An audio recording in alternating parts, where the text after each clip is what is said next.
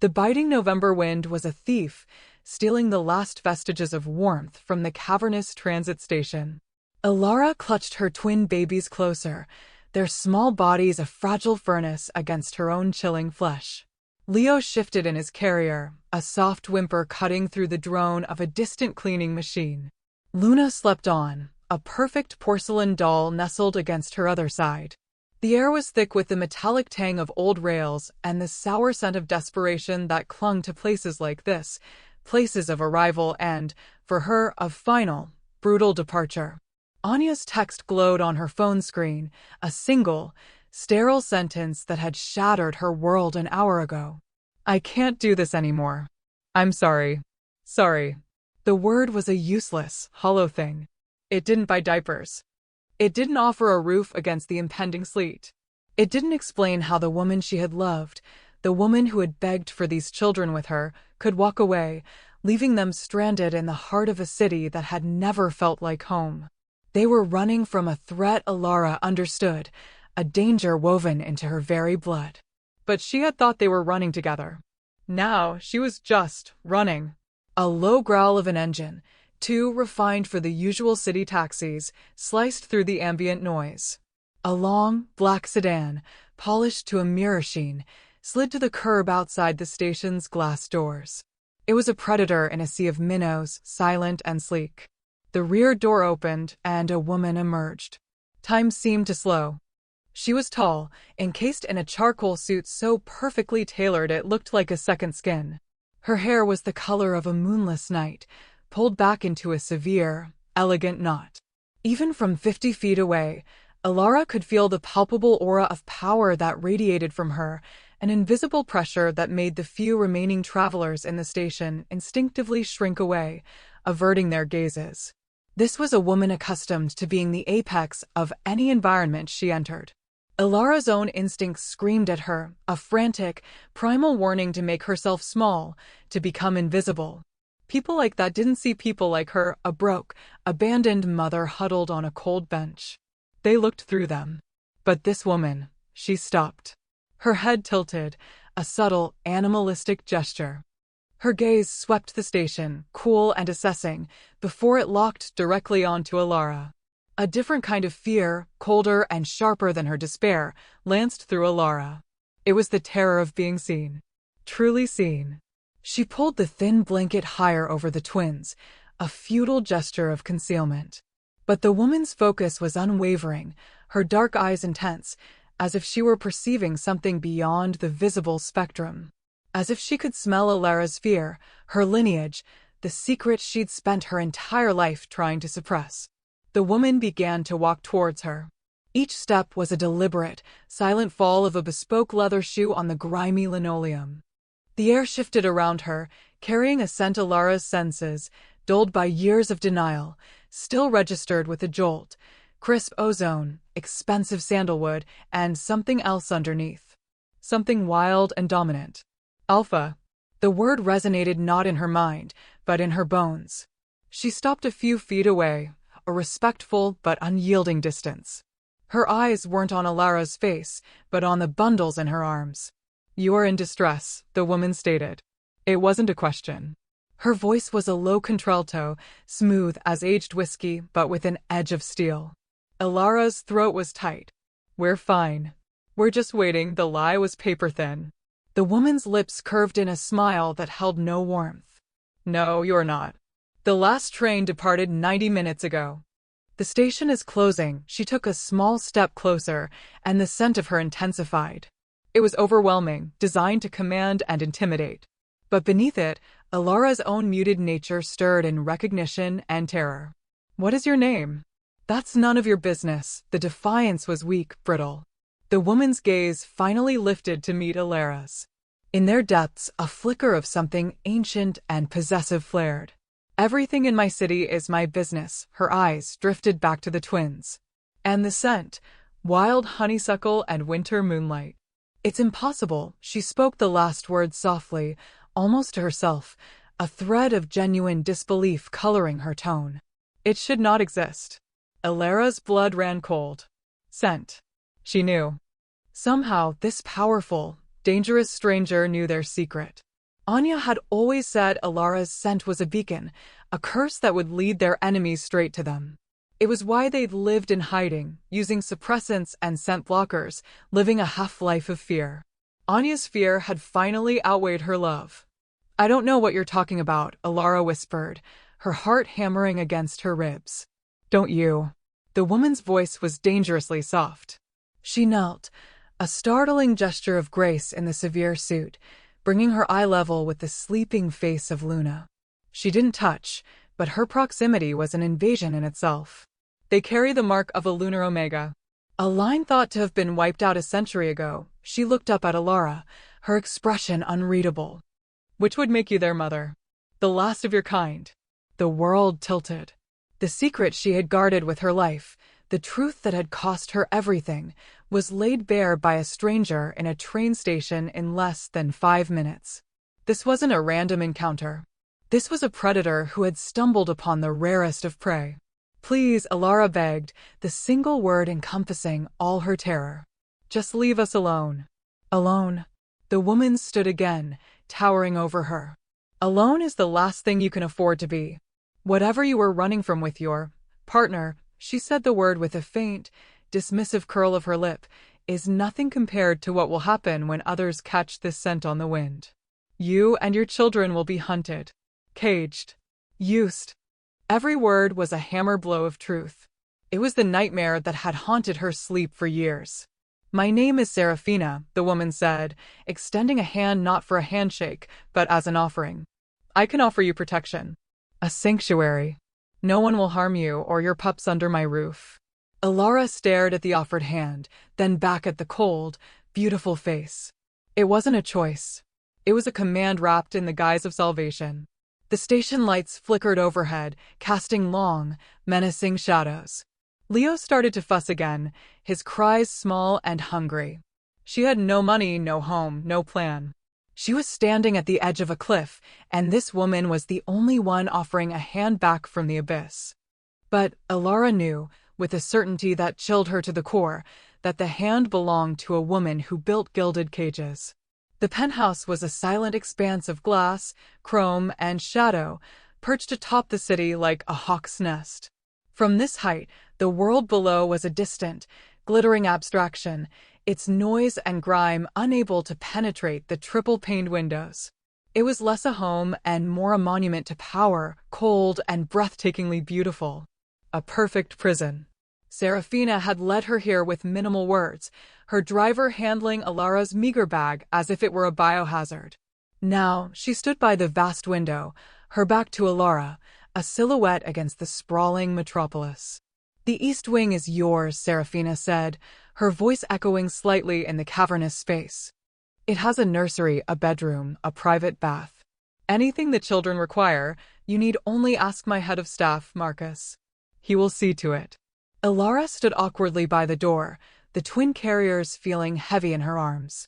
The scent of the apartment was Serafina's scent, ozone and sandalwood, clean and sharp, marking every surface as her territory. Alara felt like an intruder, a stray brought in from the rain whose mud might soil the pristine carpets. Why? Alara's voice was barely a whisper. Why are you doing this?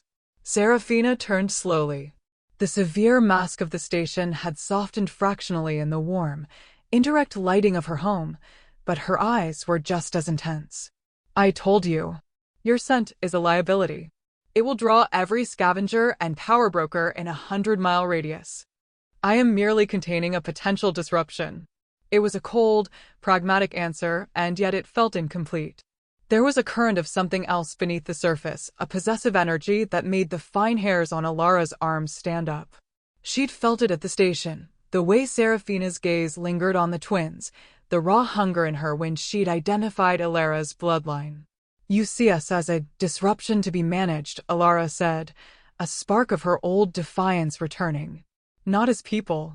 A flicker of something annoyance? Surprise crossed Serafina's features. I see a rare and valuable asset left unguarded. It is my nature to secure such things, she gestured towards a hallway. The children are tired. You should get them settled. It was a dismissal. Alara, exhausted and emotionally raw, had no fight left in her. She followed the silent direction, her feet sinking into a plush gray rug. The East Wing was as sterile and luxurious as the rest of the penthouse. The nursery was already stocked with everything imaginable: two sleek, modern cribs, a changing table laden with supplies, a closet full of soft, neutral-colored baby clothes. It was impossibly efficient, as if Serafina had anticipated their arrival. The thought was deeply unsettling. Days blurred into a strange, monotonous rhythm. Ilara's world shrank to the confines of the East Wing. She cared for Leo and Luna, her love for them a fierce, grounding force in the disorienting luxury. Marcus, a severe man with a perpetually disapproving expression, appeared silently with meals and anything else she requested. He was polite, but his eyes held the cool watchfulness of a guard. She rarely saw Serafina. Sometimes, she would catch a glimpse of her sweeping through the main living area, on the phone, her voice a low, commanding murmur as she managed her unseen empire. But Ilara always felt her presence. It was in the scent that clung to the air, in the unnerving sense of being constantly observed. One evening, unable to sleep, Ilara paced the nursery with a fussy Leo in her arms. Moonlight streamed through the window, bathing the room in a silvery glow. It was a full moon, and the latent power in her blood thrummed just beneath her skin, a restless energy that always made her feel caged and raw. It was the part of herself she'd always been taught to fear, the wildness Anya could never accept. The door opened without a sound. Serafina stood in the doorway, no longer in her severe suit, but in black silk pajamas that did little to soften her formidable presence. Her eyes were fixed on Ilara, and in the moonlight, they seemed to glow with an inner luminescence.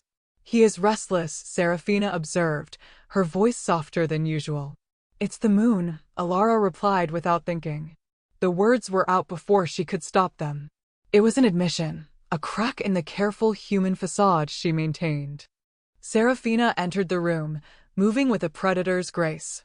She stopped a few feet away, her gaze intense. "You feel it too?" Ilara nodded, her throat dry. "It's always worse when it's full." "You suppress it," Serafina stated, her eyes scanning Ilara from head to toe, as if she could see the struggle warring within her. "You leash your own nature." "Why?" "For them," Ilara whispered, looking down at Leo, who was finally quieting in her arms. "So they could have a normal life. A safe 1 inch." "There is no safety in denying what you are," Serafina countered, her voice laced with a strange, dark sympathy. "There is only weakness." "Your partner taught you that fear, didn't she? Taught you to be ashamed of your own power." The accusation hit its mark. Anya had loved her, Ilara believed that, but she had feared her true nature more. She had wanted the idea of a family, but not the reality of the danger that came with Ilara's blood. "She was trying to protect us," Ilara defended weakly. "She abandoned you." Serafina's voice was sharp, cutting away the excuse. "She left you and her children to die in a cold station because she was a coward." She took a step closer, the space between them crackling with unspoken tension. The scent of ozone and sandalwood was intoxicatingly close.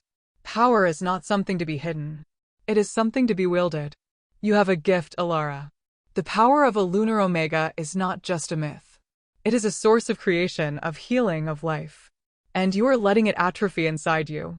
Her proximity was dizzying. Ilara felt a traitorous pull towards this woman, an instinctual deference to the alpha whose strength called to the suppressed omega within her. It was terrifying and exhilarating all at once. "You don't know anything about me," Ilara breathed. Serafina's hand lifted, and for a heart-stopping moment, Ilara thought she was going to touch her.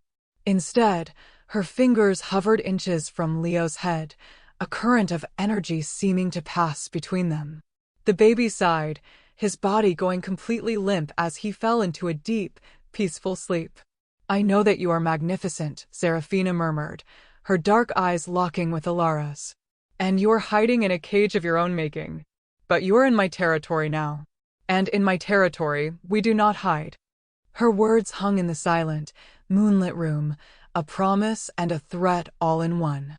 Ilara, holding her sleeping child, felt the foundations of her world, already shattered by Anya, begin to shift and crumble once more. She had traded one cage for another, but this one, she was beginning to realize, had a keeper who had no intention of letting her hide from herself or from the dangerous, magnetic pull growing between them. The shift in Serafina's perspective was jarring. For a week, she had observed Alara from a distance, a fascinating, infuriating puzzle. The scent of Lunar Omega, a thing of legend, clinging to this fragile-looking woman and her two perfect children, had thrown Serafina's rigidly controlled world into chaos. Her instincts, honed over a century of ruthless command, were screaming at her. Mine. Protect. Claim. It was a primal, infuriating distraction from the delicate balance of power she maintained over the city's supernatural underworld. Her pack, her family of loyal lieutenants, was on edge. They smelled the foreign scent in their alpha's den and saw it as a weakness. Kale, her second in command, had been the most vocal. "You bring a stray Omega and her pups into our fortress," he growled during a meeting in her sterile office. "Her scent will be on the wind for miles. You're painting a target on our backs for a woman who looks like she'd break in a strong breeze." Serafina had silenced him with a look. "She is not a stray. And she is far from weak," she'd said, her voice dropping to a dangerous calm. "She is a guest under my protection. You will treat her as such, or you will answer to me." But Kale was right about one thing. The scent was a beacon. She'd already had to neutralize two separate scouting parties from rival factions sniffing around the perimeter of her building. They were getting bolder. They knew she was hiding something valuable. Now, standing in the moonlit nursery, the raw, untamed scent of Alara's distressed Omega nature was a physical blow. It was the scent of a wild thing trying to convince itself it was tame, and the dissonance was driving Serafina's own alpha instincts into a frenzy. She wanted to soothe the fear she smelled, and she wanted to shatter the restraints holding Alara's true power captive. After their intense conversation, the dynamic between them changed. The pretense of distance evaporated, replaced by a tense, watchful intimacy. Serafina found herself making excuses to be in the East Wing, observing Alara with the twins. She watched the fluid grace in her movements, the fierce, unconditional love in her eyes as she cared for her children. It was a strength far more profound than the brute force her lieutenants valued. One afternoon, a package arrived. A small, velvet box. Inside was a simple silver pendant, a crescent moon cradling two tiny stars. Marcus delivered it to Alara, stating only, "From Ms. Vadu." Alara found Serafina on the terrace, staring out at the bruised twilight sky. "What is this?" Alara asked, her voice tight. She held up the necklace. "A gift," Serafina replied without turning. "I don't want your gifts. I don't want to be your pet project. Your valuable asset." Serafina finally turned to face her. "It is not a gift. It is a tool. It is forged with silver from a fallen star and imbued with a binding charm. It will mask your scent and the scent of your children from those who would hunt you." Alara stared at the pendant, then back at Serafina. "You want me to keep hiding?" "I want you to be safe," Serafina corrected, her voice low and intense. "Until you are strong enough to defend yourself. Until you learn that your nature is not a curse to be hidden, but a weapon to be wielded." She stepped closer, her shadow falling over Alara as the last of the sun disappeared. "Put it on." It was a command. Alara's fingers trembled as she fumbled with the clasp. Serafina's hands covered her own, stilling them. Her touch was electric, a searing heat that shot up Alara's arms. Gently, Serafina took the pendant and fastened it around Alara's neck. Her fingers brushed the sensitive skin of Alara's nape, a lingering, possessive touch that sent a shiver down her spine. The silver felt cool against her skin, and she felt a subtle shift, as if a veil had been dropped over her, muffling the chaotic energy that hummed in her blood. "Thank you," Alara whispered, hating the vulnerability in her own voice.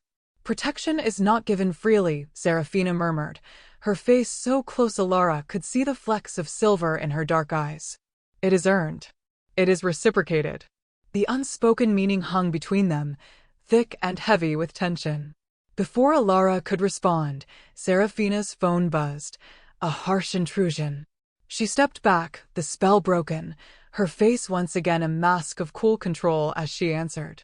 Report, her tone was clipped. She listened for a moment, her entire body going rigid. How did they get past the outer perimeter? Another pause.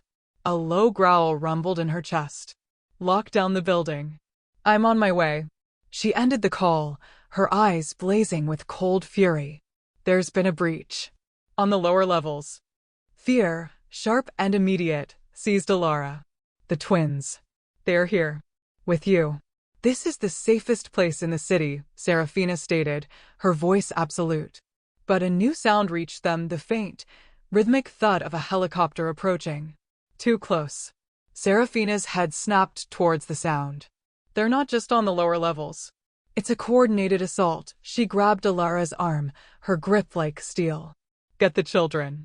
Go to the safe room behind the bookcase in your bedroom. Do not open it for anyone but me. As she spoke, the reinforced glass of the terrace door shuddered violently, a spider web of cracks appearing as something heavy slammed into it from the outside. Serafina shoved Alara towards the hall. Go. Now. Alara didn't hesitate. She sprinted to the nursery, her heart pounding in her ears. Leo and Luna were both awake, their eyes wide with alarm as if sensing their mother's terror. She scooped them into her arms, her movements frantic. Behind her, she heard the shattering of glass and a roar of fury from Serafina that was not entirely human. She scrambled into her bedroom, fumbling along the edge of the large, built-in bookcase. Her fingers found the disguised latch. The wall swung inward, revealing a small, dark space fortified with steel. She bundled herself and the babies inside just as the sounds of a vicious fight erupted from the main living area, the crash of furniture, the snarls of combat, the sickening thud of bodies hitting the floor. Huddled in the darkness, clutching her crying children, Alara felt the fragile piece of her gilded cage shatter completely. The hunters had found her. Anya's greatest fear had come to pass. But as she listened to the sounds of Serafina fighting to defend them, a different emotion began to burn through her terror. It was a hot, protective rage. These were her children they were after. This was her life they were trying to destroy. And the pendant around her neck suddenly felt less like a shield and more like a chain. Serafina was right. There was no safety in hiding. There was only weakness. In the suffocating confines of the safe room, with the battle for her life raging just feet away, the lunar omega within her began to stir, not with fear, but with a ferocious, moonbright fury. The time for hiding was over.